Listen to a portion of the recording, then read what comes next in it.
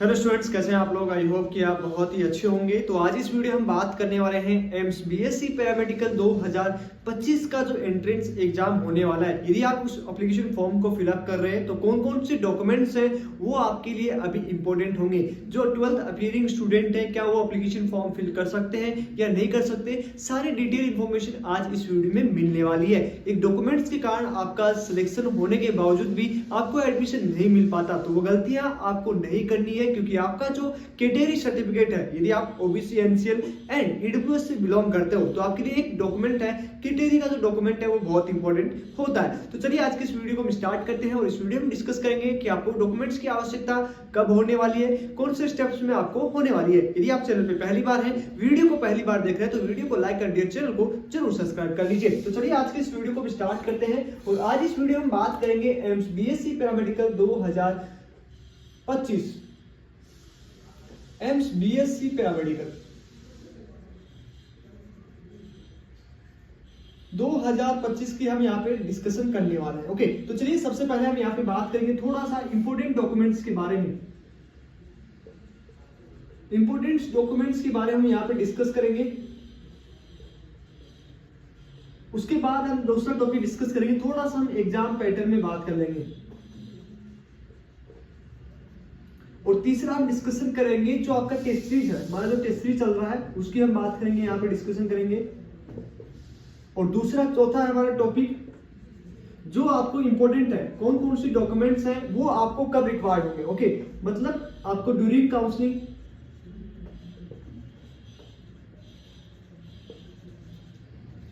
And उसके साथ ही साथ जब आप एडमिशन प्रोसेस के लिए जाएंगे तब आपको कौन से डॉक्यूमेंट्स हैं वो लगने वाले। मतलब इस वीडियो में आपको देखने के बाद डॉक्यूमेंट से रिलेटेड एक भी डाउट है वो नहीं रहेगा। वीडियो थोड़ा सा लंबा रहेगा लेकिन आपको संपूर्ण जानकारी है वो इसी वीडियो में मिल जाएंगी। ओके, तो चलिए सबसे पहले एग्जाम के बारे में जान लेते हैं कि एग्जाम है वो बीएससी पैरामेडिकल का एग्जाम है वो किस डेट को होने वाला है। सबसे पहले एग्जाम की बात करें तो आपका एप्लीकेशन फॉर्म की बात कर लेते हैं। एप्लीकेशन फॉर्म है वो 2nd वीक ऑफ फेब या 3rd वीक तक आपको ऑफिशियल वेबसाइट emsexam.ac. पे जारी कर दिया जाएगा। उसके साथ ही साथ एग्जाम की डेट की बात करें तो ये ऑफिशियली अभी अनाउंसमेंट हो चुकी है जो आपकी होने वाली है 28 जून 2025 को। तो यदि आपने अभी तक तैयारी स्टार्ट नहीं की है तो तैयारी स्टार्ट कर दीजिएगा। कौन कौन स्टूडेंट यहाँ पे पार्टिसिपेट कर सकते हैं, जो 12th पास आउट है वो भी इस एग्जाम को दे सकते हैं, और यदि आप 12th अपीयरिंग है तो भी आप इस एंट्रेंस एग्जाम को दे सकते हो। साथ ही साथ थोड़ा सा हम बात कर लेंगे यहाँ पे, यदि आप बायोलॉजी से या आप मैथ्स बैकग्राउंड से हो, 12th आपने इन दोनों सब्जेक्ट से पास आउट की है तो भी आप इस एंट्रेंस एग्जाम को दे सकते हो। और गर्ल्स एंड बॉयज दो स्टूडेंट हैं, दोनों स्टूडेंट हैं वो इस एंट्रेंस एग्जाम को दे सकते हैं। इसके बारे में हमने डिटेल इंफॉर्मेशन बना रखा है वो आप देख लीजिएगा। अब सबसे इंपॉर्टेंट जो है वो जब आप एप्लीकेशन फॉर्म फिलअप करते हो तो आपका 2 स्टेप्स में जो है एप्लीकेशन फॉर्म कंप्लीट होता है। देखिए डिटेल जानकारी आपको मिल रही है तो आपको कहीं जाना नहीं पड़ेगा।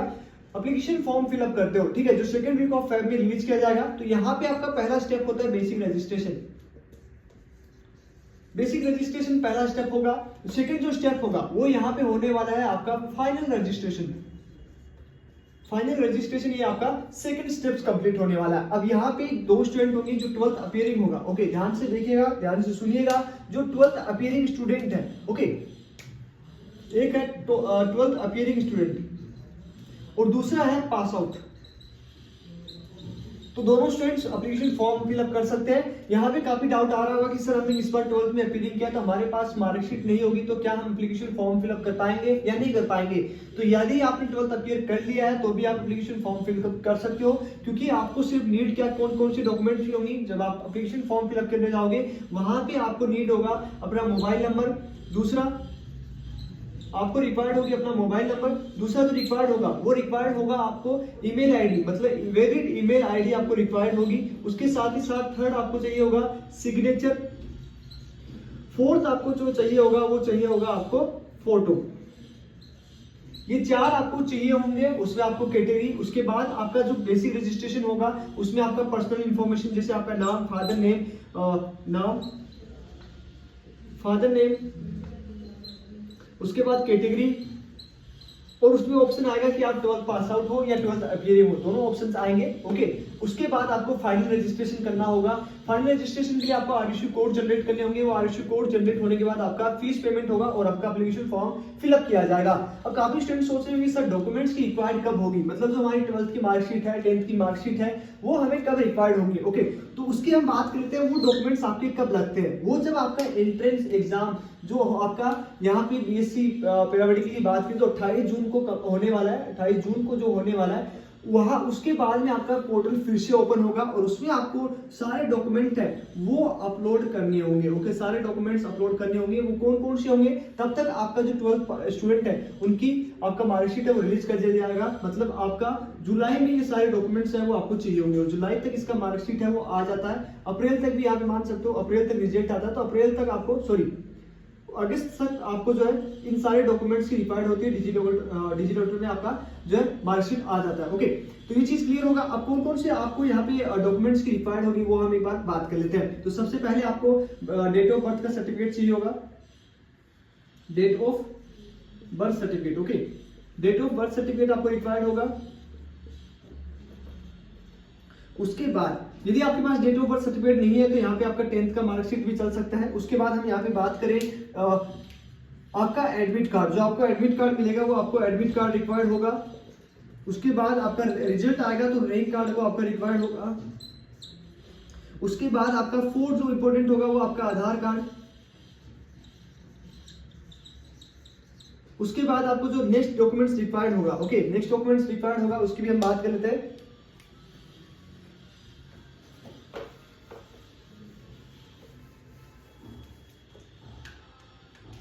आधार कार्ड के बाद आपको चाहिए होगा सबसे जो मोस्ट इंपोर्टेंट डॉक्यूमेंट है वो आपका कैटेगरी सर्टिफिकेट इंपोर्टेंट रहेगा। तो ये चीज आपको ध्यान में रखना है, जो सबसे मोस्ट इंपोर्टेंट है वो आपका है कैटेगरी सर्टिफिकेट। कैटेगरी सर्टिफिकेट, अब ये इसमें जब 4 कैटेगरी होती है, वैसे 5 कैटेगरी होता है, जनरल, ईडब्ल्यूएस, ओबीसी, एनसीएल, उसके बाद एससी एंड एसटी। ओके, अब यहाँ पे जनरल का कोई भी सर्टिफिकेट है वो नहीं होता है, ये चीज आपको क्लियर हो चुका है। ईडब्ल्यूएस के लिए आपको वैलिड डेट का, मतलब यहाँ पे एक वैलिड डेट होती है, उस डेट के अंदर यदि आपके पास सर्टिफिकेट बना हुआ है तभी आप इस सर्टिफिकेट का जो बेनिफिट मिल पाएगा। ओके, इसमें भी आपको वैलिड डेट की आवश्यकता होती है। उसके साथ ही साथ ये दोनों जो डॉक्यूमेंट्स है वो सेंट्रल गवर्नमेंट के होने चाहिए। ओके, वो होंगे आपके सेंट्रल गवर्नमेंट के, सेंट्रल गवर्नमेंट के होने चाहिए। एससी एसटी का कोई भी वैलिड डेट नहीं होता, ये आपको अपना कैटेगरी सर्टिफिकेट होना चाहिए। अब इसमें जो वैलिड डेट है, जैसे हम बात करें ईडब्ल्यूएस है और ओबीसी एनसीएल है, इनका क्या मतलब है वैलिड डेट का? इसका मतलब ये होता है कि एक टाइम ड्यूरेशन के अंदर ही आपका सर्टिफिकेट बना होना चाहिए। जैसे ईडब्ल्यूएस की बात करें तो यहाँ पे 2 मंथ से ओल्ड नहीं होना चाहिए। ओके, 2 मंथ से आपका ओल्ड नहीं होना चाहिए और ओबीसी एनसीएल का 1 साल से ओल्ड नहीं होना चाहिए, 1 ईयर। ओके, तो यहाँ पे होगा आपका 1 ईयर और यहाँ ओबीसी एनसीएल में आएगा, सॉरी ईडब्ल्यूएस में आएगा, ओबीसी ईडब्ल्यूएस में आएगा यहाँ पे आपका 2 मंथ्स। ओके, थोड़ा सा करेक्शन कर लीजिएगा, ईडब्ल्यूएस में आएगा 2 मंथ्स और ओबीसी एनसीएल में आएगा 1 ईयर। ओके, ये चीज समझ में आ चुका है। ईडब्ल्यूएस में 2 मंथ और ओबीसी एनसीएल में 1 ईयर, मतलब 1 साल ओल्ड नहीं होना चाहिए। अब ये जो डेट है, जैसे 2 मंथ है तो जो आपकी एग्जाम होने वाली है, जैसे एग्जाम होगी आपके 28 जून का, तो लगभग आपका ये जो ओबीसी ईडब्ल्यूएस का जो सर्टिफिकेट है वो आपका बना होना चाहिए अप्रैल मंथ का, मतलब 2025। ओके, ईडब्ल्यूएस का जो सर्टिफिकेट है वो अप्रैल में बना होना चाहिए 2025 में। यदि आपकी एंट्रेंस एग्जाम उसी साल में हो रही है तो 2 महीने से ओल्ड नहीं होना चाहिए। यदि आपके उस डेट के अंदर है तभी आपको उसका बेनिफिट मिल पाएगा। और ओबीसी एनसीएल की बात करें तो ये आपके 28 जून से लेके 1 साल ओल्ड नहीं होना चाहिए, मतलब आप इस मंथ दिसंबर में यदि ये डॉक्यूमेंट्स बनाते हो तो आपका वैलिड रहेगा, आपको कैटेगरी का सर्टिफिकेट का जो है बेनिफिट मिल जाएगा। तो ये चीज क्लियर हो चुका है कि ये सारी चीजें हैं वो आपको इस डेट के अंदर होना चाहिए, वैलिड डेट के अंदर होना चाहिए और ये दोनों डॉक्यूमेंट्स हैं वो सेंट्रल गवर्नमेंट के होने चाहिए। ओके, कोशिश करो जो भी स्टूडेंट हैं जिनकी कैटेगरी है वो सेंट्रल गवर्नमेंट का सर्टिफिकेट बनवा लें, सेंट्रल गवर्नमेंट का सर्टिफिकेट है वो होना चाहिए। ये चीज क्लियर हो चुकी है। अब यहाँ पे हम बात करेंगे कैटेगरी सर्टिफिकेट के अलावा और कौन से डॉक्यूमेंट्स है वो रिक्वायर्ड होंगे। तो कैटेगरी सर्टिफिकेट हो गया 5वां।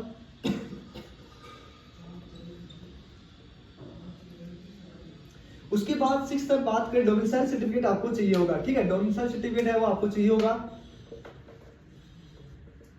डोमिसाइल सर्टिफिकेट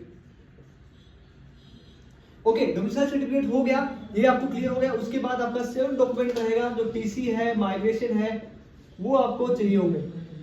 ओके, उसके साथ 8 नंबर पे आपको चाहिए 10th 12th की मार्कशीट, 10th 12th की मार्कशीट आपको चाहिए होगा। उसके बाद आपको चाहिए होगा, यदि आप पीडब्ल्यूडी कैटेगरी से बिलोंग करते हो तो पीडब्ल्यूडी कैटेगरी का आपको सर्टिफिकेट चाहिए होगा, या आपके कोई भी मेडिकल इश्यू है उसका आपको चाहिए होगा। तो ये सारे डॉक्यूमेंट्स हैं वो आपको रिक्वायर्ड होंगे ड्यूरिंग काउंसलिंग। उसके बाद जब आपका एडमिशन होगा तो ये सारे डॉक्यूमेंट्स आपको रिक्वायर्ड होंगे। ओके, तो इसके अलावा यदि कोई डॉक्यूमेंट्स होता है तो कमेंट बॉक्स में आपको बता दिया जाएगा, इतने डॉक्यूमेंट्स आपको रेडी करवा दे। इनमें से सबसे इंपॉर्टेंट जो है वो आपका सर्टिफिकेट है, वो कैटेगरी सर्टिफिकेट है, वही वैलिड है, वही आपको इंपॉर्टेंट ध्यान रखना है, क्योंकि उसका आपको बेनिफिट मिलेगा, तो ही आप एक कम स्कोर पे भी एक अच्छी कॉलेज में एडमिशन ले पाएंगे। तो यदि आप ईडब्ल्यूएस से बिलोंग कर रहे हो तो आपको अप्रैल मंथ में बनाना है, और यदि आप ओबीसी से बिलोंग कर रहे हैं तो आपको यहाँ पे जो है नवंबर या दिसंबर मंथ में बना लोगे तो भी आपका वैलिड रहेगा, मतलब 1 साल से ओल्ड नहीं होना चाहिए। दूसरी एक इंपॉर्टेंट चीज है कि आपका सेंट्रल गवर्नमेंट का ये सर्टिफिकेट होना चाहिए। तो ये चीज क्लियर हो चुका है कि ओबीसी से यदि आप बिलोंग कर रहे हो तो आपका सेंट्रल गवर्नमेंट का यदि नवंबर दिसंबर मंथ में बनाओगे तो भी चल जाएगा, लेकिन यदि आप ईडब्ल्यूएस से बिलोंग करते हो तो सेंट्रल गवर्नमेंट का अप्रैल और नेक्स्ट मंथ मई में आपका बना होगा, तभी आपको इन सब चीज का बेनिफिट मिल पाएगा। तो चलिए आज इस वीडियो में इतना ही। चैनल पे यदि आप पहली बार हो, वीडियो को पहली बार देख रहे हैं तो वीडियो को लाइक एंड चैनल को जरूर सब्सक्राइब कर लीजिए। मिलते हैं आपको नेक्स्ट वीडियो में, तब तक के लिए बाय बाय, टेक केयर।